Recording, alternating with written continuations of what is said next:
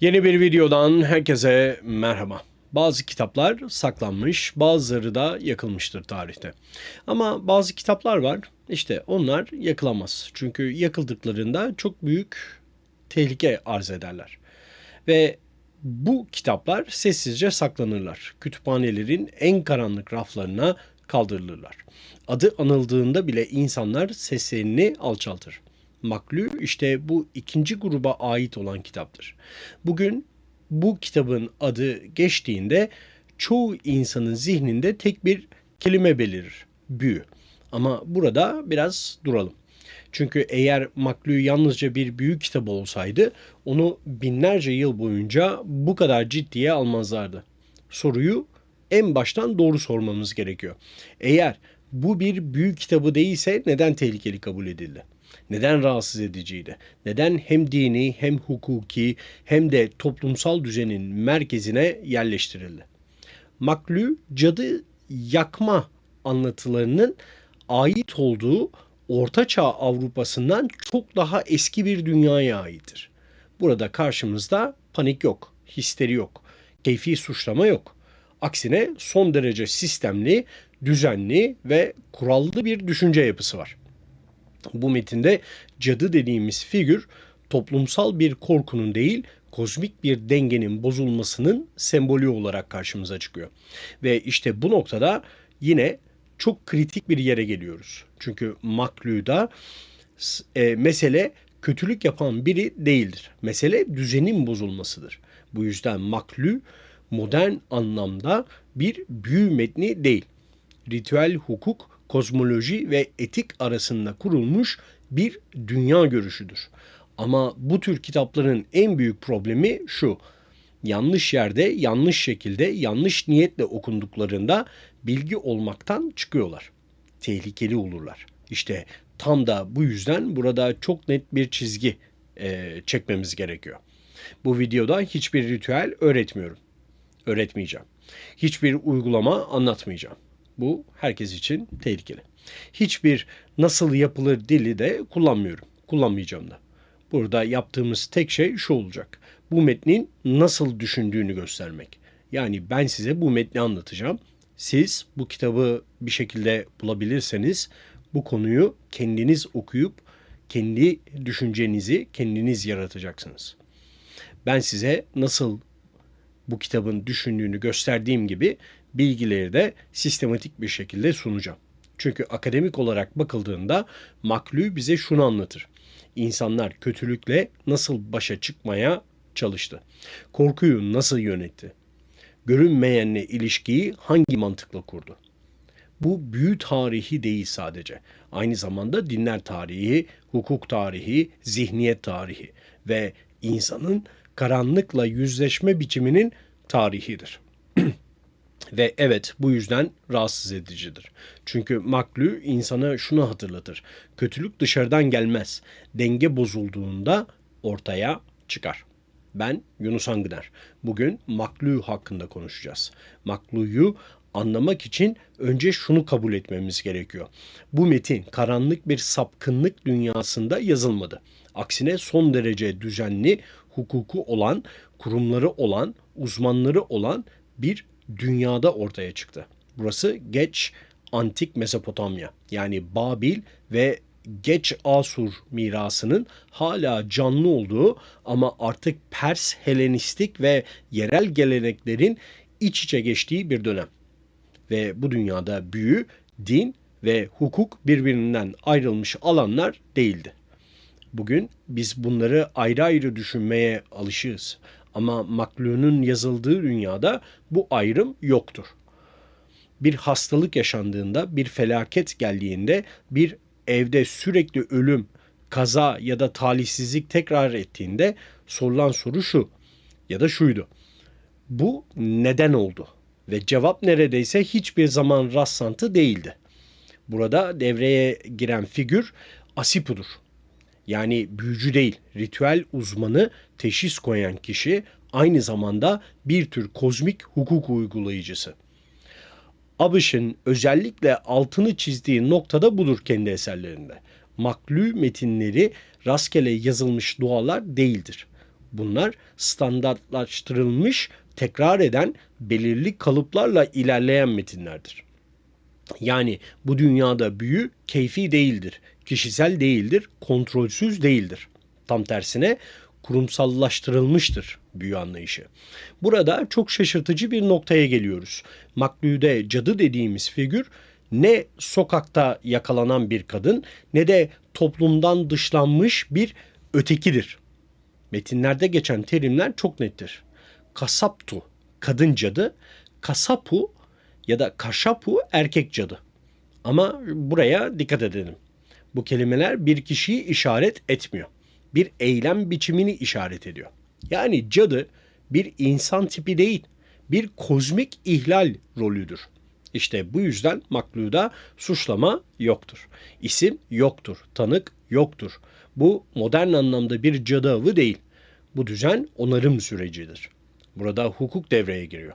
Mezopotamya hukuk metinlerinde, özellikle Hammurabi geleneğinin geç yansımalarında, zarar verici gizli eylemler ciddi bir suç olarak görülür. Ama Maklun'un farkı tam olarak şudur: bu suç mahkemede değil, ritüelde çözülür. Çünkü mesele yalnızca bir insanın zarar görmesi değildir. Mesele kozmik dengenin bozulmasıdır. Ve bu noktada Babil Yahudiliği ile çok ilginç bir paralellik ortaya çıkıyor.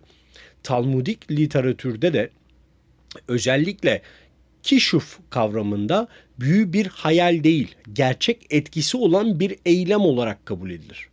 Ama dikkat ederseniz orada da mesele cadıyı yakmak değildir. Mesele düzeni bozan etkiyi nötr hale getirmektir. Nötralize etmektir.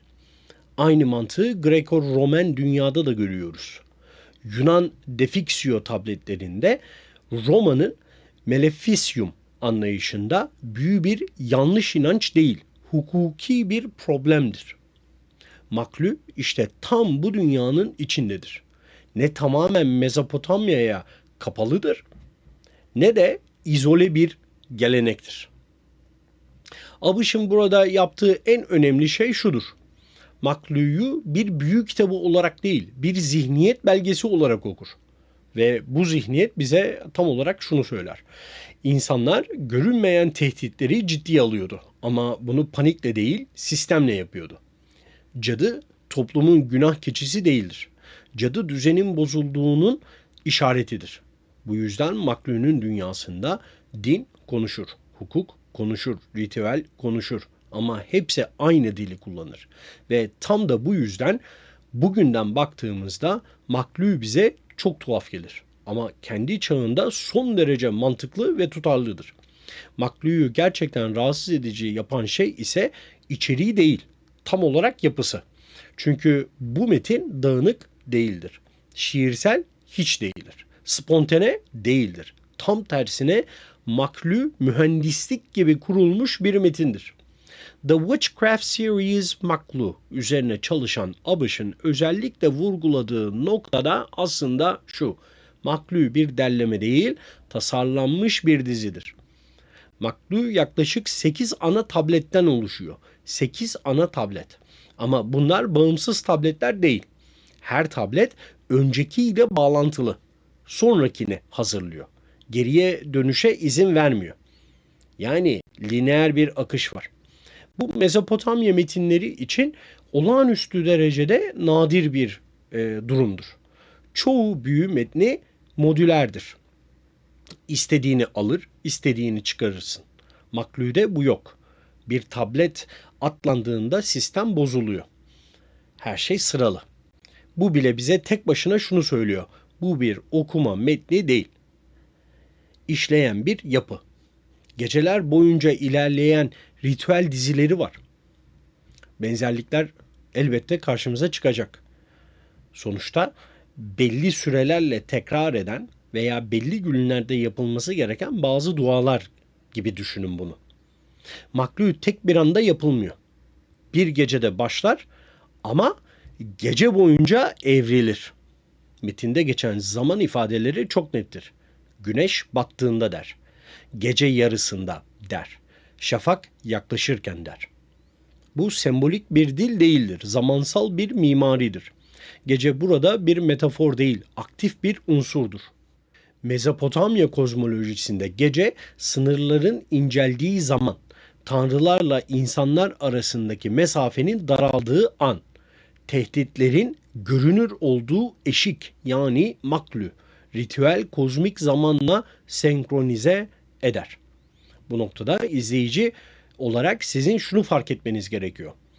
Bu insanlar rastgele bir karanlıktan korkmuyorlar. Zamanın doğasına göre hareket ediyorlar. Maklû metinlerinde ateş sürekli karşımıza çıkar. Ateş önemlidir. Ama ateş burada ceza değil. Arınma hiç değil. Ateş geri döndürülememezliktir. Mezopotamya düşüncesinde su dönüşmektir. Toprak saklamadır. Ateş kesin sondur. Bu yüzden figürler yakılır ama insan yakılmaz. Abış'ın özellikle altını çizdiği noktası işte budur. Yok edilen şey cadı değil. Yok edilen cadılığın etkisidir. Bu ayrım metni ortaçağ cadı anlatılarından kesin çizgilerle ayırıyor. Figürler temsil değil, sembol hiç değildir. Akkadça metinlerde geçen mantık ise tam olarak şu: figür etki taşıyıcısıdır. Yani figür bir kişiyi temsil etmez, bir bozulma biçimini somutlaştırır. Bu yüzden figürler parçalanır, yakılır, dağıtılır, yok edilir. Ama hiçbir yerde şu kişiyi yap gibi bir dil kesinlikle yoktur. Yani figür kişiyi göstermez. İsim yoktur, adres yoktur. Bu modern okuru en çok şaşırtan şeylerden bir tanesi. İlahi isimler dua değildir, fonksiyondur. Maklûda geçen ilahi isimler birer hitap değildir. Bunlar çağrı değildir. Yakarış ise hiç değildir. Bunlar fonksiyon çağrılarıdır. Metinlerde karşımıza çıkan tanrılar Samas ya da Şamaş, adalet ve görünürlüktür. Ea ya da Enki olarak bildiğimiz tanrı, bilgelik ve gizli bilginin sahibi olarak karşımıza çıkar ya da gizli bilgilerin sahibi olarak karşımıza çıkar. Marduk düzenin yeniden tesis edicisidir. Ama dikkat, bu isimler yardım et diye çağrılmaz. Pazarlık konusu değildir. Yetki aktarımı için zikredilir. Ritüeli yapan kişi Tanrı'ya teslim olmaz. Tanrı'nın düzenini temsil eder. Bu modern dua anlayışından yani tam kökten farklıdır. Kökten bir ayrılık söz konusu burada. Çok kritik bir nokta daha var. O da melek isimleri meselesi. Maklûde doğrudan melek kelimesi yok. Ama işlevsel olarak melek dediğimiz ara varlıkların görevlerini üstlenen figürler var. Bunlar tanrılarla insanlar arasında mesaj taşımaz, işlev icra ederler. Tıpkı daha önceki videolarımda bahsetmiş olduğum Sefer Harasim gibi. Bu anlayış ilerleyen yüzyıllarda Yahudi melekolojisiyle yani melek biliminde gnostik aracı varlıklarda İslam'daki görevli melek anlayışında çok net izler bırakacaktır. Yani ta Babil'den ve Mezopotamya inançlarından Yahudiliğe, Gnostik Hristiyanlığa ve nihayet İslamiyet'te izlerini bırakır. Ama Maklû'da hala ham haldedir. İsimden çok fonksiyon vardır. Bu noktada hissedilmesi gereken konu tam olarak şu: bu bir inanç sistemi değil sadece. Bu çalışan bir sistem. Maklû başlangıcı olan, süreci olan, sonu olan ve geri dönüşü kapalı bir yapı sunar. Önemli, geri dönüşü kapalı bir yapı sunar. Bu yüzden büyü gibi görünür.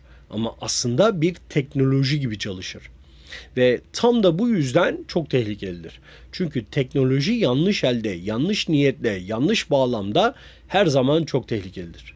İşte bu maklûde yanlış elde, yanlış niyetle ve yanlış bağlamda çalışan bir zihnin elinde, bir zihinde gerçekten çok tehlikeli hale gelir. Maklûnün büyü olarak etiketlenmesinin temel nedeni modern zihnin isim kavramını yanlış okumasıdır. Çünkü biz Bugün bir ismi bir çağrı olarak düşünürüz. Maklunun dünyasında ise isim çağrı değildir. İsim yerleştirmedir. The Magical Ceremony maklu üzerinde Abish'in ısrarla vurguladığı nokta da tam olarak bu aslında. Maklu metinlerinde ilahi isimler güç toplamak için değil, kozmik düzeni yeniden hizalamak için kullanılır. Ve bu bizi melek meselesine getirir ve tam ortasına bırakır. Melekler var mı peki bu metinlerde? Evet, var. Ama sandığınız gibi değil. Maklû metinlerinde modern anlamda melek kelimesini ararsanız bulamazsınız. Ama işlevsel olarak melek dediğimiz ara varlık hiyerarşisi son derece net biçimde vardır. Bu varlıklar irade sahibi değildir. Ahlaki sınavlardan geçmezler. İyi kötü ekseninde tanımlanmazlar. Onlar görevdir. Onlarda görevler vardır. Abish bu noktada özellikle şunu söyler. Makludaki ilahi düzen kişilikler üzerinden değil, fonksiyonlar üzerinden işler. Bu yüzden Tanrı ismi karakter değildir. İlahi varlık hikaye değildir. Her şey işlevseldir. Bu anlayış daha sonra Babil Yahudiliğinde meleklerin görevli varlıklar haline gelmesinde Gnostik Aion sisteminde ya da sistemlerinde İslam'daki görev temelli melek anlayışında net biçimde devam eder. Yani 4 melek, 4 ana melek İslamiyet'teki ve her birinin bir görevi olması gibi. Ama kök burada atılıyor. Yani kök, temel burada. İlahi isim güç değildir, otoritedir. Maklûde isim zikretmek, bir varlığı çağırmak anlamına gelmez. Bu çok kritik bir farktır. İsim enerji toplamaz, kişisel niyet üretmez, ritüeli yapan kişiyi yüceltmez. İsim düzeni hatırlatan bir unsurdur. Burada şu cümle gerçekten kilit. Maklûde isim çağrılmaz, isimle düzen hatırlatılır.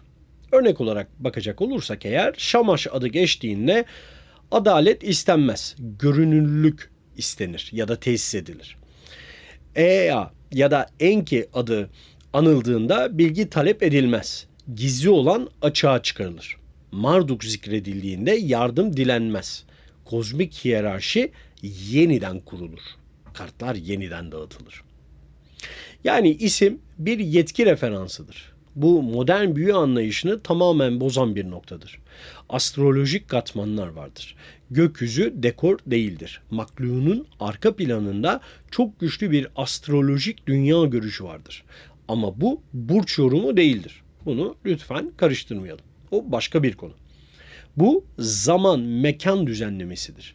Mezopotamya kozmolojisinde gezegenler tanrıların etki alanlarıdır. Gökyüzü yeryüzünün aynasıdır.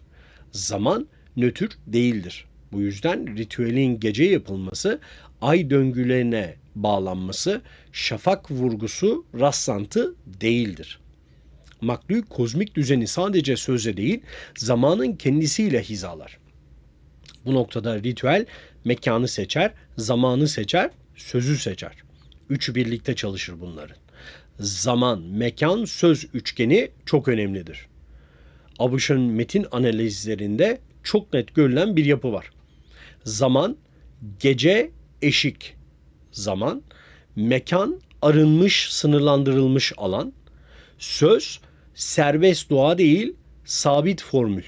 Bu üçü bir araya geldiğinde ortaya çıkan şey inanç pratiği değil, meditasyon hiç değil. Ortaya çıkan şey kozmik müdahale modelidir. Ama tekrar altını burada çizelim. Bu bir ben güçleneyim modeli değildir. Ben gücü elime alayım, büyü yapayım modeli değildir. Bu bir düzen eski yerine dönsün modelidir.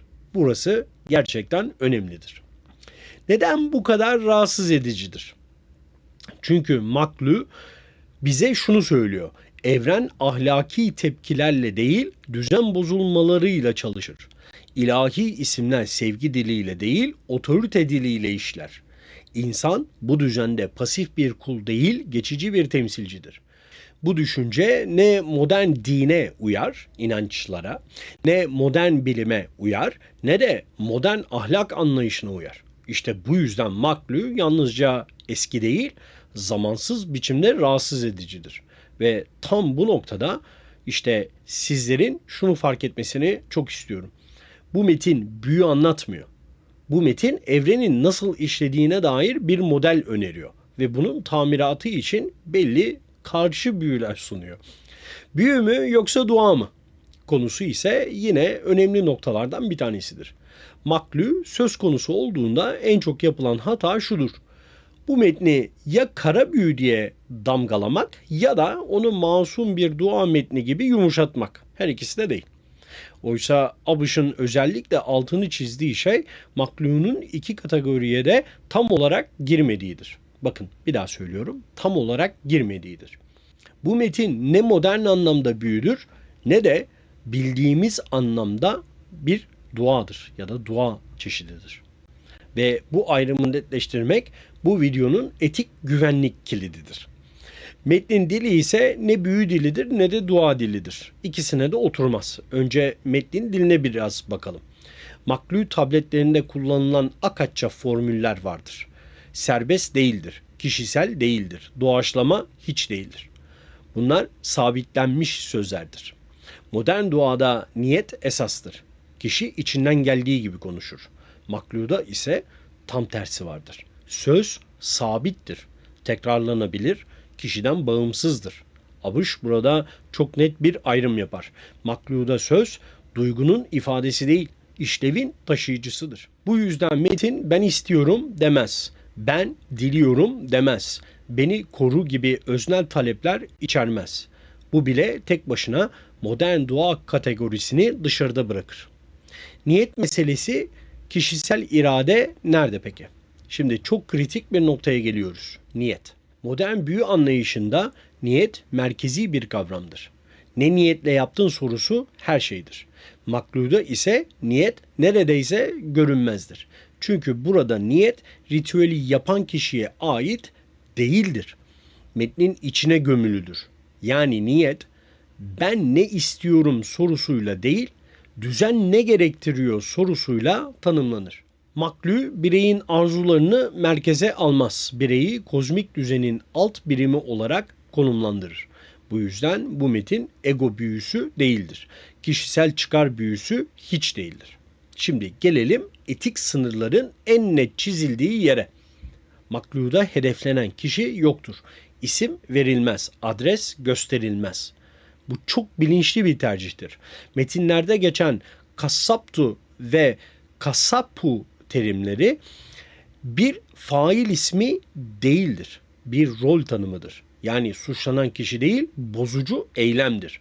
Bu yüzden maklü intikam metni değildir. Saldırı metni değildir. Misilleme metni ise hiç değildir. Burada şu cümle çok net kurulabilir. Bu bir saldırı metni değil, savunma ritüelidir. Yani bir büyü bozma ritüelidir. Failin cezalandırılması meselesi ise oldukça farklıdır. Modern okurun en çok yanıldığı yer ise burasıdır. Cadıya ne oluyor diye sorulur. Cevap şaşırtıcıdır. Makluda fail cezalandırılmaz. Çünkü mahkeme yok, yargılama yok, infaz yok. Yok edilen şey insan değil, ruh değil, beden hiç değil. Yok edilen şey etkidir. Abish'in burada özellikle şu noktayı çok iyi vurguladığını görüyoruz. Maklunun hedefi bir suçluyu ortadan kaldırmak değil, zararın devam etmesini engellemek. Yani büyüyü bir çeşit büyüyle yok etmek gibi bir şey. Karşı büyü. Counter Strike. Bu da bizi çok net bir etik sınıra getiriyor. Maklu kötüyü yok et demez. Düzeni eski haline getir der. Bu iki cümle arasındaki fark bütün modern büyü dua tartışmasını aslında çözer. Peki neden bu kadar yanlış anlaşıldı? Çünkü modern dünyada büyü saldırıdır, dua ise masumiyettir. Ama maklü bu ikiliyi kabul etmez. O üçüncü bir yerde durur. Ne saldırır, ne yalvarır, ne de başka bir şey yapar. O düzeltir. Ve bu modern etik kategorilerin dışında bir şeydir. İşte bu yüzden yanlış okunduğunda çok tehlikelidir. Yanlış aktarıldığında ise korkutucudur. Yanlış niyetle ele alındığında çok risklidir. Ama doğru bağlamda okunduğunda şunu gösterir. İnsanlar kötülükle mücadele ederken intikamı değil, dengeyi merkeze koyabiliyordu. Maklü kara büyü değildir. Dua kitabı değildir. O etik sınırları olan faili değil, etkiyi hedefleyen savunma odaklı bir ritüel sistemidir. Yani büyüden korunmadır. Ve bu ayrımı yaptığımız anda bu video etik olarak tamamen güvenli bir zemine oturmuş oluyor. Peki Kabala, Havas, Hermetizm bağlantıları var mıdır? Bu soru önemlidir. Bu noktaya kadar Maklu'yu kendi dünyasında okuduk. Şimdi sizlerin doğal olarak sorduğu soruya geliyoruz. Peki bu mantık daha sonra nereye gitti? Cevap basit ama rahatsız edici olabilir sizler için. Hiçbir yere gitmedi. Sadece isim değiştirdi. Maklü, Kabala. Benzerlik değil, ayrışmadır. Maklu ile Yahudi mistisizmi arasındaki ilişki genellikle yanlış kurulur. Özellikle Sefer Yesirah üzerinden ilk bakışta benzerlik cazip görünür. Harfler, isimler, kozmik düzen fikri ama fark temeldedir. Sefer Yesirah'ta harfler yaratıcıdır. Kozmos inşa edilir. Makluda ise isimler yaratmaz. Düzen onarılarak geri çağrılır. Yani Sefer Yesira evren nasıl kuruldu diye sorar. Maklu ise kurulmuş evren bozulduğunda ne yapılır? Şimdi dikkatli izleyiciler ya da bilgili izleyiciler tikkun olam diyebilir. Doğrudur. Ve bu konuda da benzerlik gösterir. Fakat bu ayrım çoğu kişinin gözünden kaçar. Zohar ile fark ise şudur. Mistisizme karşı kozmik işlev ile dile getirilir. Benzer bir yanlış okuma Zohar içinde yapılır. Zohar ilahi sevgi, ilahi ışık, tanrısal akış yani şefa üzerine kurulu. Maklude ise sevgi dili yok, hak getire. Işık metafiziği yok, coşku yok. Bunun yerine yetki, sınır, hiyerarşi var. Zohar'da insan ilahi sürece katılıyor. Maklu'da insan ilahi düzeni temsil eder. Bu yüzden maklu mistik değildir. Tecrübeye çağırmaz. İçsel dönüşüm vaat etmez. Bu yönüyle Kabala'dan daha soğuk ama daha sistematik. Havas geleneğiyle bağına biraz da bakalım. Burada karşımıza isim otorite mantığı çıkıyor. İslam dünyasına geçtiğimizde çok ilginç bir süreklilik görüyoruz. Özellikle Havas literatüründe ilahi isimler güç kaynağı değil, yetki göstergesi olarak kullanılır. Burada mantık şu, isim enerji değildir. İsim düzenin anahtarıdır. Bu anlayış erken dönem İslam kozmolojisinde cifir, ilm el-huruf ve isim ilimleri geleneğinde çok net olarak görülür. Ama tekrar altını çizelim. Bu bireysel güç kazanımı değildir. Bu kozmosla uyum arayışıdır. İşte Maklu'nun mantığı burada yeniden tekrar karşımıza çıkıyor. Hermetizm konusunda teknolojileştirilmiş miras buluyoruz. Batı okültizmine geldiğimizde işler değişiyor. Corpus Hermeticum ve sonrasındaki gelenekte Maklu'nun mantığı soyutlanır. Ne olur? İsimler bağlamından koparılır. Kozmik düzen fikri psikolojiye indirgenir.